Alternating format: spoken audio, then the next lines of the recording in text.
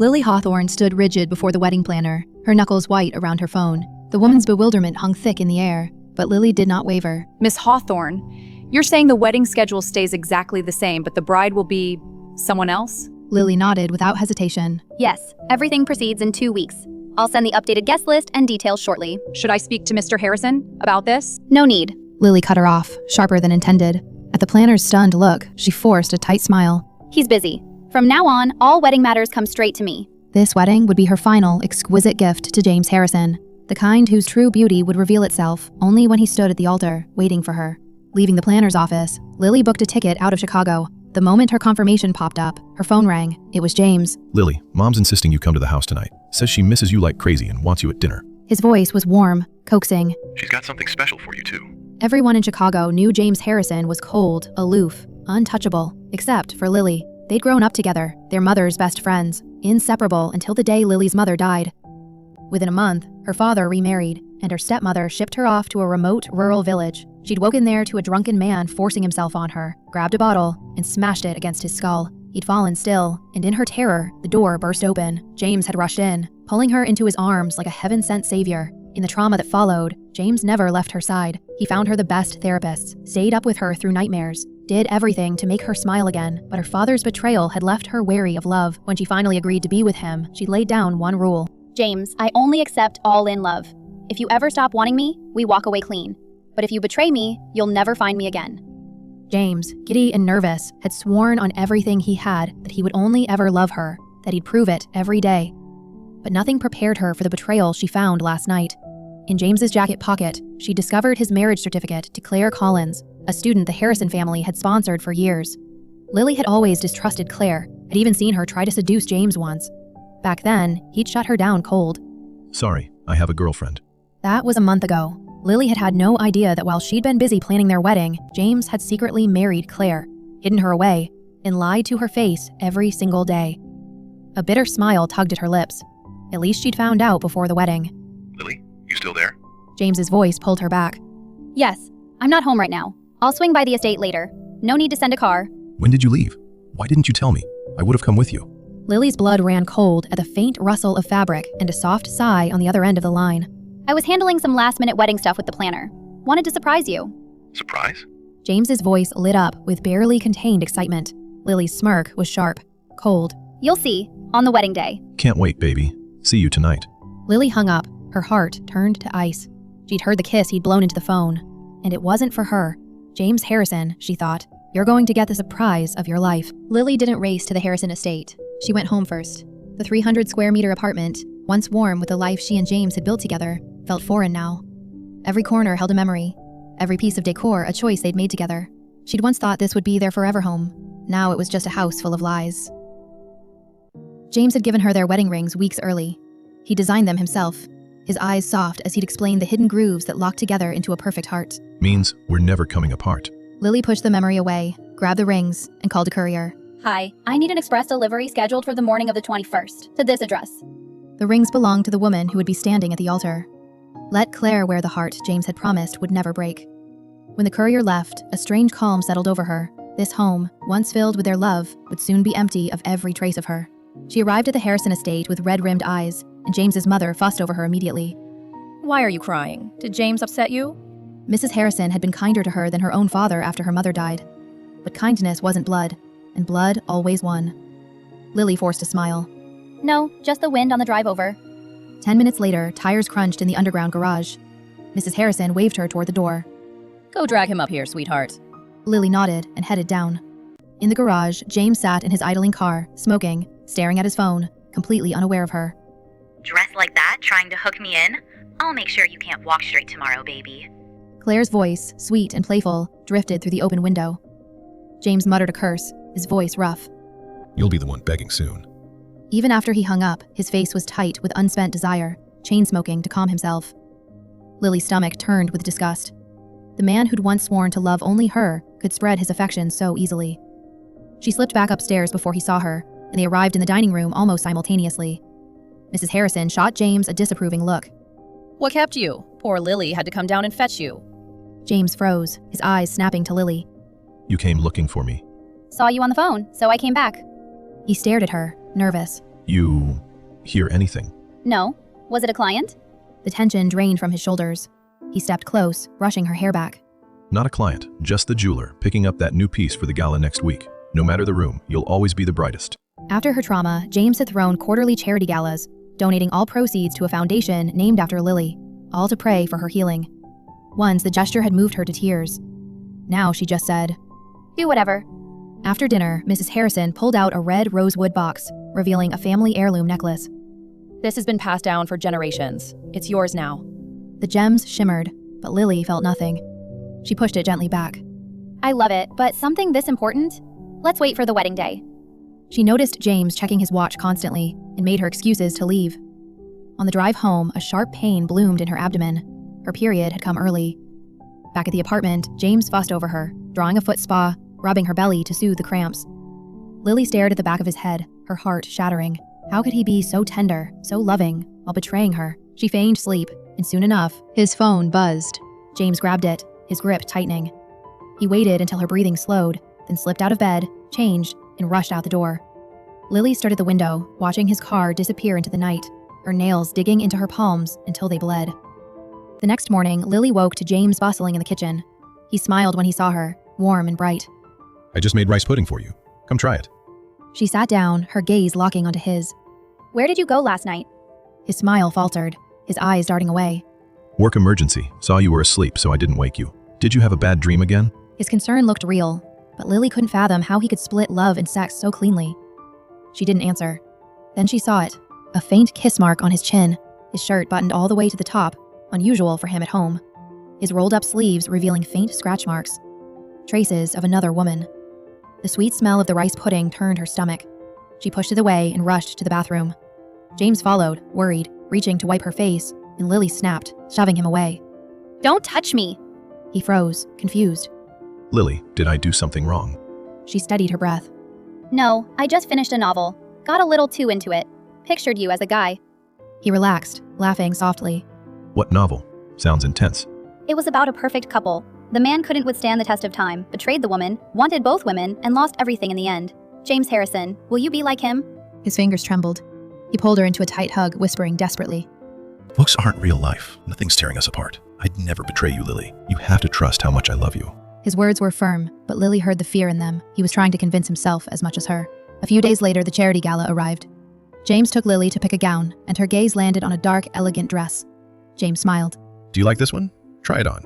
Before she could answer, the saleswoman stepped forward, uncomfortable. Sorry, Miss Hawthorne. That dress is already reserved. James's jaw tightened. Ask her to release it. I'll buy her a replacement, full price. The saleswoman hesitated, then leaned in, whispering. It's reserved by Miss Collins. Lily heard it clearly. She turned to James, watching his face shift from confusion to panic. Just a dress. Should I fight her for it? Lily shook her head, indifferent. I don't take things that belong to someone else. James flinched at her words, his face tightening. She picked a blue gown instead, and as she stepped into the fitting room, her phone buzzed on the chair outside.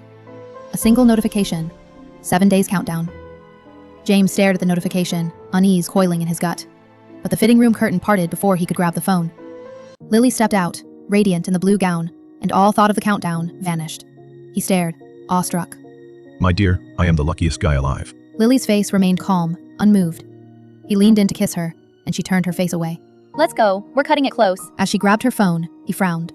I saw a 7-day countdown on your phone. What's it for? The wedding's in 7 days. Did you forget? Guilt flashed across his face. He forced a laugh. Right. Stupid question. The ballroom was already buzzing when they arrived. Everyone flocked to them, cooing over how perfect they were, how lucky Lily was to have James. The hollow congratulations made her head spin. Not long after, Claire Collins swayed toward them, wearing the dark gown Lily had wanted. Mr. Harrison, Miss Hawthorne, long time no see. She was scheduled to speak as a representative of the sponsored students. Lily ignored her, staring at her phone. Claire stepped closer, her voice dripping with feigned regret. Miss Hawthorne, you still mad at me?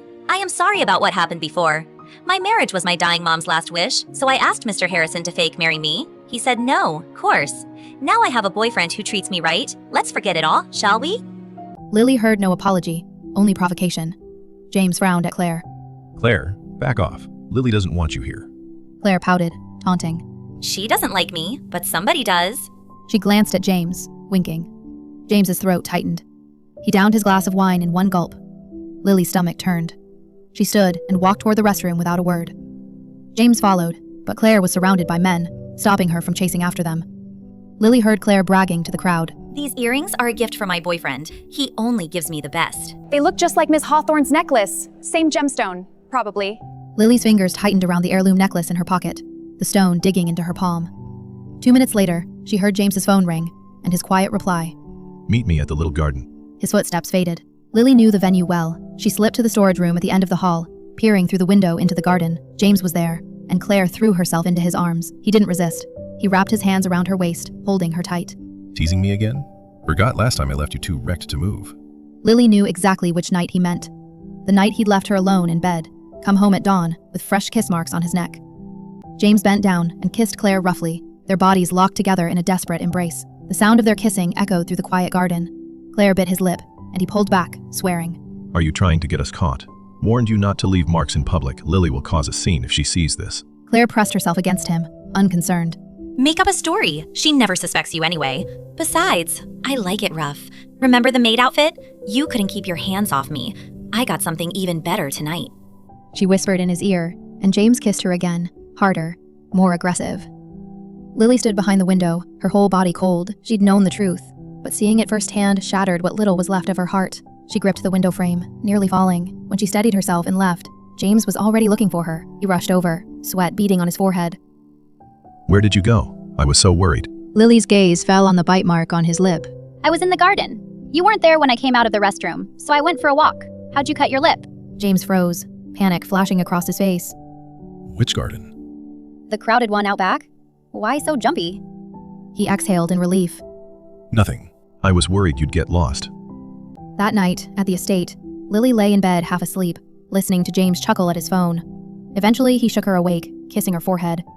Mom needs me for something. I'll be right back.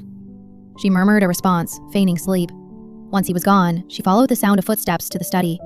Through the door, she heard Mrs. Harrison's raised voice. I've told you 100 times, Lily is good for you. If you want to keep her, clean up your mess with that girl. But you keep sinking deeper. Guys are talking now. What happens when Lily finds out? Have you even thought about that? Lily's blood turned to ice. James's mother had known. She'd known all along and helped him cover it up. Everyone in their circle had known. Everyone but her. She stumbled back to the bedroom, curling up under the covers. She finally understood. Love could be performed. Affection could be rehearsed. Devotion could be nothing but a beautiful, practiced lie. By morning, James was gone. Mrs. Harrison smiled at Lily over breakfast, warm and loving. James left early for work. Stay with me today. Keep an old woman company. If Lily hadn't heard her in the study the night before, the warmth might have felt real. She smiled politely. I have a meeting with the wedding planner today. James and I want every detail perfect. I'll come back soon, I promise. She left for the planner's office. She wasn't lying. She had business there. Last week, she'd asked to swap the bride to Claire Collins. Today, she delivered the proof. James had never hidden his passwords from her. His phone and computer were both unlocked with her birthday. While he'd been in the shower, she'd gone through everything. He hadn't just married Claire. He'd taken wedding photos, gone on a month-long honeymoon with her, the business trip he'd lied about. Lily sent all the photos, the marriage certificate, the intimate messages, to the wedding planner, along with every detail for the ceremony. When she was done, she felt empty, but not the searing pain she'd expected. On her way home, she stopped at the hospital to pick up her checkup results. In the parking lot, she saw James's car.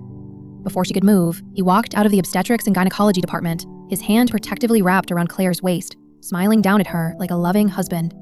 Her numb heart stung. Claire spotted her and snuggled closer to James. Miss Hawthorne, what a coincidence. Are you pregnant too? James's face drained of color. He pulled his hand back, panicking. Lily, what are you doing here? Getting my checkup results? James rushed to her side, frantic. Lily, I ran into Claire on my way to the office. She was injured, and since we sponsor her, I helped her out. She mentioned she was pregnant, so I brought her here for a checkup. Lily's voice was sharp. Miss Collins was begging for a fake marriage to fulfill her mother's dying wish a few months ago. Now she's 2 months pregnant. Things move fast. Congrats. Claire smiled up at James, affectionate. Thank you, Miss Hawthorne. My boyfriend was a little rough with me last night, but it is nothing serious. He couldn't make it today, but I was lucky to run into Mr. Harrison. James cut her off, grabbing Lily's hand. Lily, did you get your results? I'll take you home. Lily pulled her hand away but let him lead her out of the hospital. She'd made her promise. If he betrayed her, she'd disappear without a trace. And she had one final gift for him on their wedding day. On the drive home, James's phone lit up every few seconds. He angled the screen away, typing furiously. Lily stared out the window, pretending not to see. Her own phone buzzed. It was a friend request from Claire.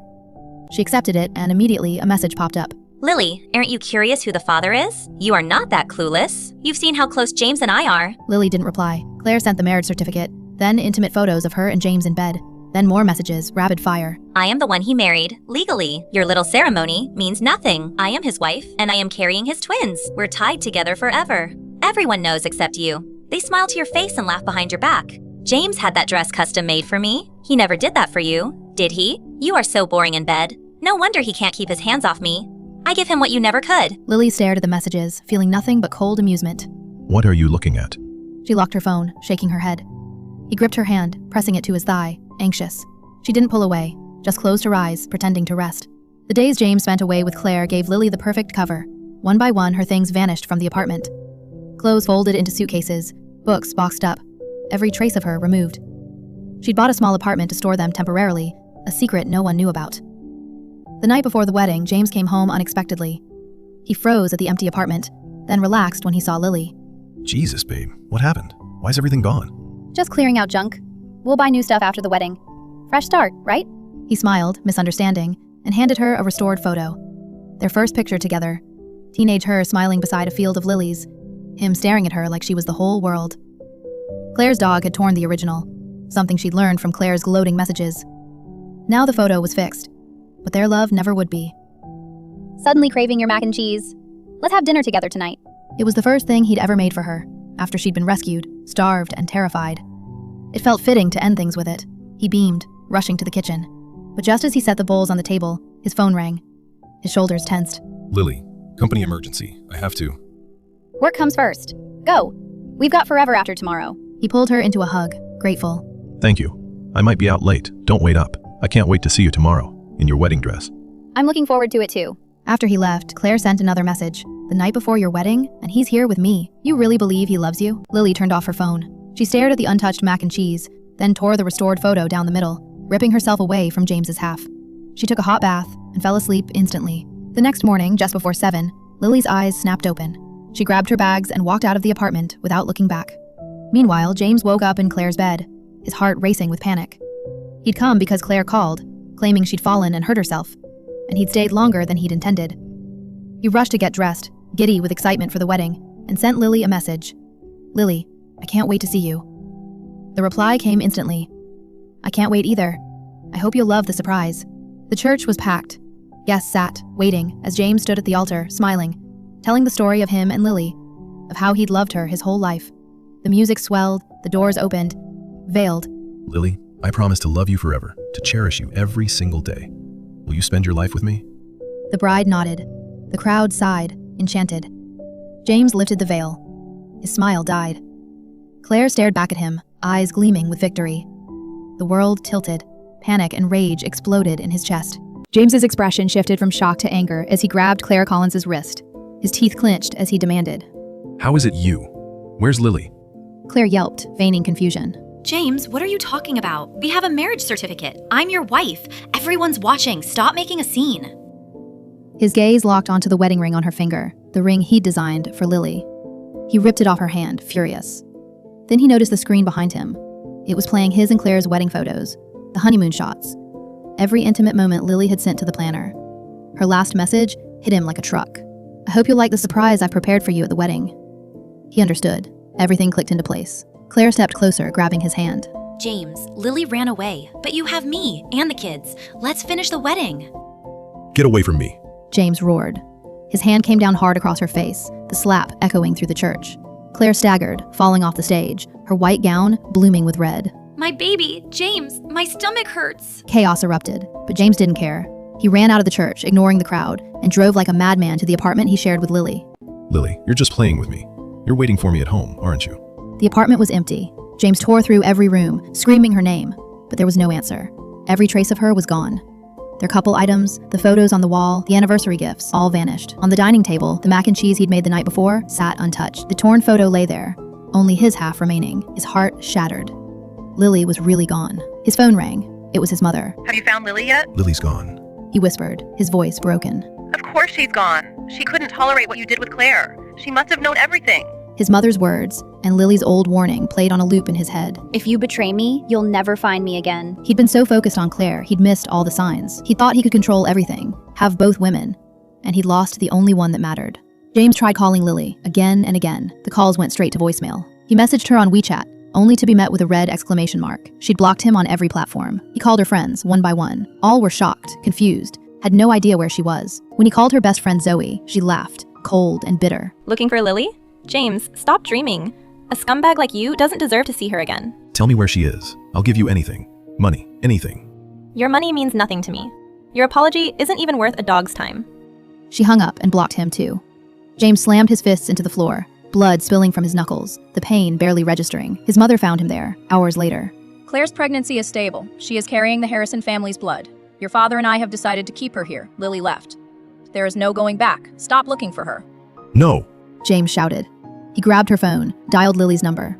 It rang, and for a miracle, she answered. Hello? It's me, Lily. The line went dead. James collapsed, coughing up blood, terrifying his mother. He'd never known Lily could be so cruel. He ordered his assistant Ethan to track Zoe, to check every flight and train leaving Chicago. But Lily had bought tickets to over a dozen cities across the US, 6 countries abroad. She'd vanished without a trace. For 6 days, he slept less than 5 hours total, hunting for clues.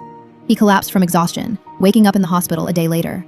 Claire was there, rubbing her pregnant belly. James, your mother said you haven't rested. Please take care of yourself. His face hardened. He shoved her hand away. Know your place. We're married. We're having twins. Your mother already picked out names. Which do you like? Something in James snapped. He grabbed her by the neck, his fingers tightening. Only when his mother screamed did he let go. Why were you at the wedding? How did you get Lily's ring? Claire trembled, spilling everything. I got a package with the rings. The planner called and told me to come to the venue. I thought I could replace her. James called the wedding planner immediately. He learned that Lily had requested to change the bride 2 weeks before the ceremony. She'd planned to leave him all along. He fell to his knees, sobbing. Then Ethan called. Mr. Harrison, we found Lily. She's in Los Angeles. James booked the first flight to LA. He raced to the guest house where she'd been staying, only to learn she'd left hours earlier. She'd known he was coming. In her room, the faint scent of her perfume lingered. He found a hairpin she'd left behind, clutching it to his chest, like a lifeline. He returned to Chicago. More desperate than ever, he harassed everyone who knew Lily, until word got back to her. She unblocked him and sent him every single piece of evidence of his affair with Claire. All the photos, the messages, the taunts Claire had sent her. Then she turned off her phone and boarded a flight to Paris. When James saw the messages, he nearly destroyed his phone. He thought Claire was the problem, but he was the one who'd betrayed her. He'd hurt her over and over, and she'd held it all in, pretending everything was fine for weeks.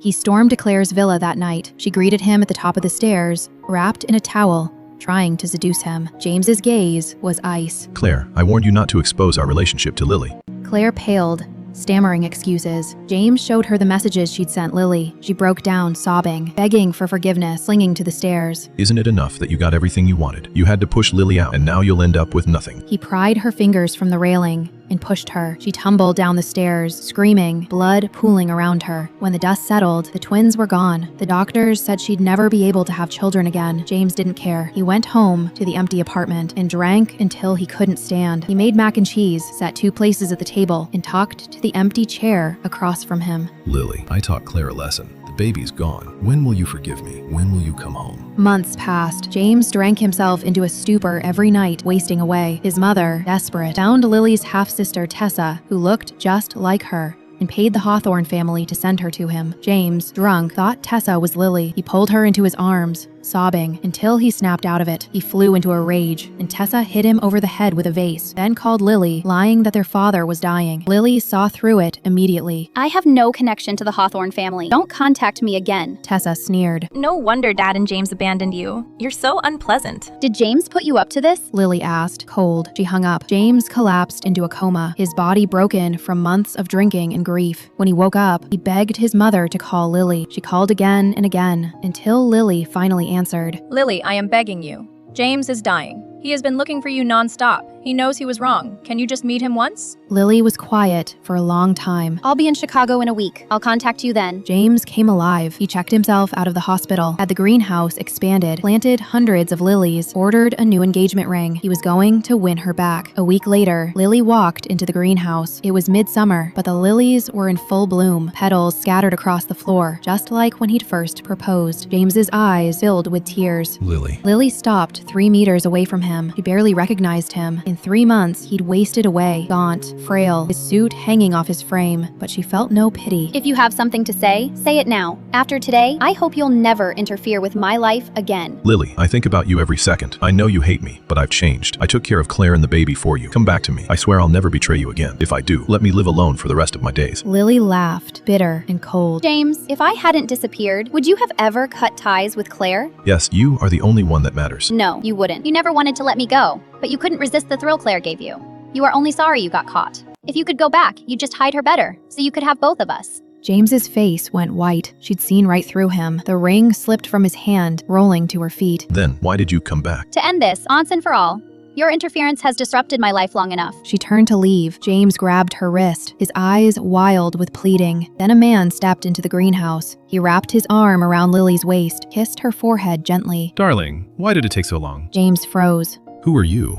Alexander Hart, Lily's boyfriend. If you're ever in Paris, you're welcome to visit. James stared, stunned, as Lily pulled her wrist free and walked away with Alexander. He spat a mouthful of blood and collapsed to the floor. Mrs. Harrison tried to block their way out, angry. Lily, it's only been 2 months and you've already moved on. Can't you see how much he's suffered for you? Lily's gaze turned cold. Mrs. Harrison, every bit of James's suffering is his own fault. I agreed to meet him out of respect for how kind you once were to me, but you knew about his affair and helped him hide it from me. You don't get to demand my forgiveness. She walked away and never looked back. Lily and Alexander spent a few days in Chicago, then flew back to Paris. They'd met when she first arrived, when she'd almost been scammed renting an apartment. He'd stepped in to help, and they'd become friends, then something more. Some called her cold for moving on so fast, but she didn't care. She'd had the courage to leave when James's love died, and she had the courage to love again. Back in Chicago, James's father slapped him awake. Look at yourself. Do you think this is how Lily will ever respect you? You're ruining yourself, your mother, this company.